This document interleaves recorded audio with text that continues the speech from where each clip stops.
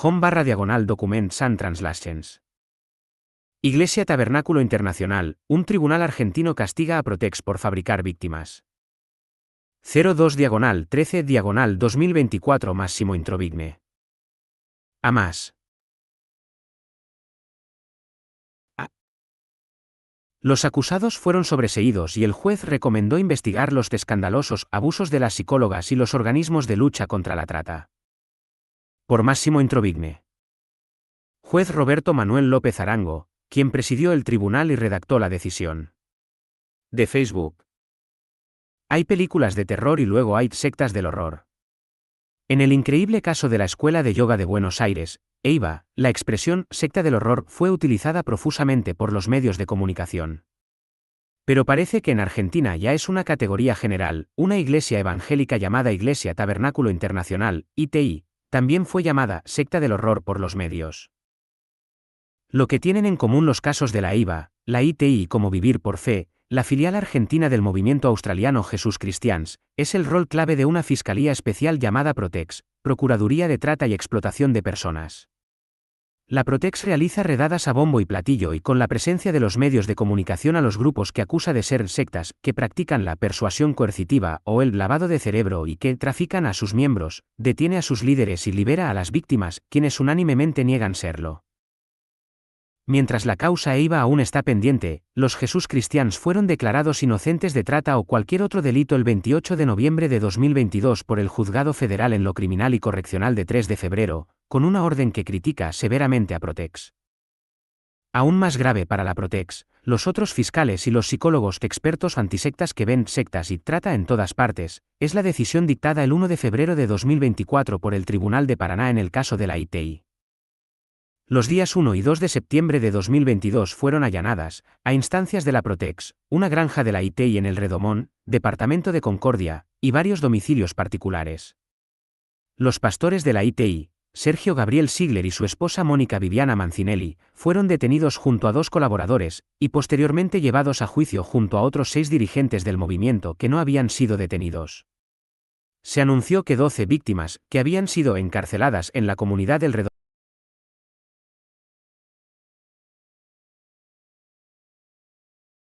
el Redomón, llamada ITI Jerusalén, por falsos pastores y obligadas a trabajar sin salario, habían sido liberadas. Como informó un periódico, el hecho tuvo una enorme repercusión mediática y algunos medios de comunicación de Buenos Aires llamaron a la comunidad ITI Jerusalén con el rótulo de «La secta del horror». Granja de ITI Jerusalén. De Instagram. Como suele ocurrir en casos similares, todo empezó con la denuncia del padre de una integrante femenina, que llamó a la línea directa contra la trata de personas quejándose de que su hija había sido sometida a un lavado de cerebro y era víctima de trata. Más tarde, pero después de la redada, la madre de un miembro varón también llamó a la línea directa.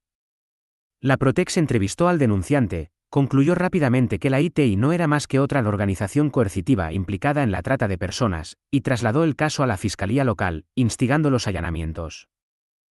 En el juicio, sin embargo, no solo se derrumbó por completo el caso de los fiscales, sino que se criticó duramente la legitimidad de toda la campaña antitrata contra las sectas.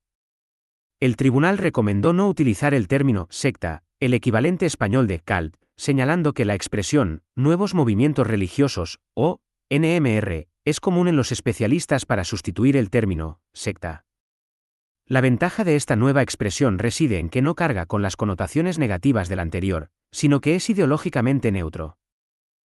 La decisión señala que la Constitución argentina garantiza la libertad de adoptar creencias no convencionales y estilos de vida alternativos, de modo que se han desarrollado y tolerado a través de la historia pasada y actual, elecciones de vida diversas como las carmelitas descalzas, monjas de clausura, las comunidades hippies de los años 1960, las actuales comunidades menonitas, que llevan una vida sencilla. La referencia a las carmelitas descalzas es interesante, ya que también han sido acusadas por el principal antisectas de Argentina, Pablo Salum, que colabora con Protex en varios casos, de ser una organización coercitiva secta. El tribunal también mencionó la jurisprudencia argentina según la cual es perfectamente legítimo que organizaciones sin fines de lucro, tanto laicas como religiosas, lleven a cabo sus actividades mediante trabajo voluntario no remunerado. La sentencia consideró que el trabajo en la ITI Jerusalén era trabajo voluntario no remunerado legalmente amparado por la legislación vigente y la jurisprudencia reinante. Nada pecaminoso, ni oculto, ni delictivo o, en definitiva, reprochable había en sus actividades y en el accionar de sus directivos. El tribunal afirmó que esta conclusión se veía reforzada por la cooperación de la ITI con Remar, una organización benéfica evangélica internacional que colabora con varios gobiernos europeos. La decisión del tribunal. Según la sentencia, Remar es una ONG sin ánimo de lucro, que cuenta con un número de personas dedicadas íntegramente a la ayuda humanitaria, que en su mayoría han sido primeramente ayudados a salir de situaciones precarias y que deciden amparar a otros que se encuentran en situación de emergencia. El tribunal señaló que la Corte Suprema Argentina decidió en 2018 que el trabajo voluntario para Remar está protegido legalmente. Sin embargo, en julio de 2023 la Protex allanó 38 centros de Remar, siempre en busca de pruebas elusivas de trata de personas. En el caso de la ITI, el tribunal encontró una ausencia absoluta de pruebas de trata de personas. Peor aún, constató que las supuestas víctimas fueron aterrorizadas durante y después de la redada y sometidas a presiones intolerables para hacerles admitir que habían sido víctimas. Ninguna lo hizo. Como resume la sentencia, a medida que iban testimoniando los que supuestamente eran las víctimas de este enorme e inentendible desaguisado judicial, rayano con el escándalo, se fue demostrando más allá de toda duda razonable que la denuncia estaba plagada de subjetividades inconsistentes elaboradas por la actitud de un padre obsesionado y contrariado con el estilo de vida elegido por su hija y la influencia que ejercía sobre las personas que lo rodeaban, que repetían sus dichos, su ex esposa y su actual pareja. Y que todo fue un malentendido que adquirió dimensiones inauditas que tuvo sometidos a proceso a ciudadanos inocentes. Todo ello, por cierta actitud mesiánica y sesgada de los investigadores y de los órganos estatales creados para desbaratar las organizaciones delictivas, que las hay, por cierto. Parece ser que una vez que se pone en marcha la maquinaria del Estado, esta no se detiene a pesar de que las pruebas resultaban contundentes en sentido contrario, actuando en base a prejuicios, y lo que es más grave aún afectando derechos constitucionales de las supuestas víctimas, y de sus supuestos victimarios, tratando a las primeras, según sus testimonios, como verdaderos imputados. La decisión señaló que algunas víctimas sufrieron estrés postraumático no por su experiencia en la ITI, que unánimemente describieron como positiva, sino por la redada. Una de las presuntas víctimas declaró que se la trató como una delincuente siendo que supuestamente se la consideraba víctima. Recuerda que tuvo una crisis de nervios y le negaron inclusive ir al baño.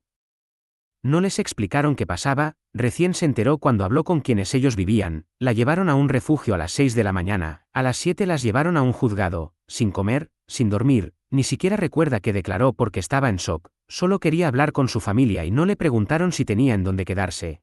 Tampoco se le preguntó luego si necesitaba algo. Hay muchas historias similares que se mencionan en la sentencia y que recuerdan a lo que nos contaron a mí y a otros académicos como Susan Palmer cuando entrevistamos a las víctimas supuestamente liberadas en realidad maltratadas durante la redada de 2022 contra EIVA. Niños de la ITI Jerusalén. De Instagram. La sentencia es especialmente crítica con la psicóloga vinculada a Protex que examinó a las víctimas. Una de esas víctimas, un hombre, relató que fue entrevistado por una mujer que decía ser psicóloga, pero de profesional no tenía nada, no le preguntó cómo estaba, empezó a cuestionarlo, acusaba a su pastor diciéndole que se llenaba de plata y agrega que él no se sentía una víctima, solo sentía que ella le quería sacar información para salirse con la suya.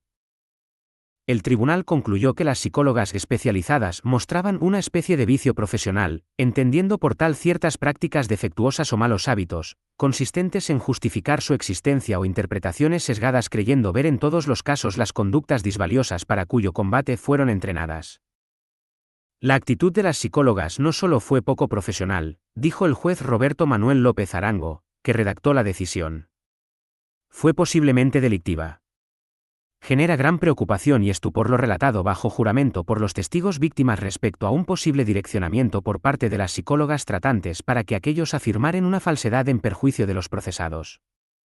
De acuerdo a mi criterio y experiencia debo decir que las declaraciones de las supuestas víctimas las percibí como espontáneas, sinceras, sentidas y verdaderas, cuando menos, que así fue lo que ellos percibieron, con el grado de verosimilitud necesario para que en mi carácter de funcionario público, me vea en la obligación de correr vista fiscal a fin de que se investigue lo sucedido. El tribunal no solo declaró inocentes de todos los cargos a todos los acusados de la ITI, sino que devolvió el caso al fiscal para que investigue las malas acciones de las psicólogas y si cometieron el delito de instigar a los testigos a prestar falso testimonio. El tribunal tampoco declaró inocentes a la Protex y a las demás personas que promovieron y llevaron a cabo las redadas. La espectacularización de los allanamientos, el maltrato a los acusados y a las víctimas, y las filtraciones a los medios de comunicación induciéndolos a crear el mito de la secta del horror justifican una reprimenda a la Protex y a los demás organismos, y la advertencia de que tales violaciones de los derechos humanos deben cesar. Miembros de la ITI trabajando en ITI Jerusalén. De Instagram. Nunca más, dijo el tribunal, resumiendo en términos vívidos la horrible experiencia de las víctimas, que negaron serlo, sus vidas cambiaron para mal a partir del allanamiento en el campo.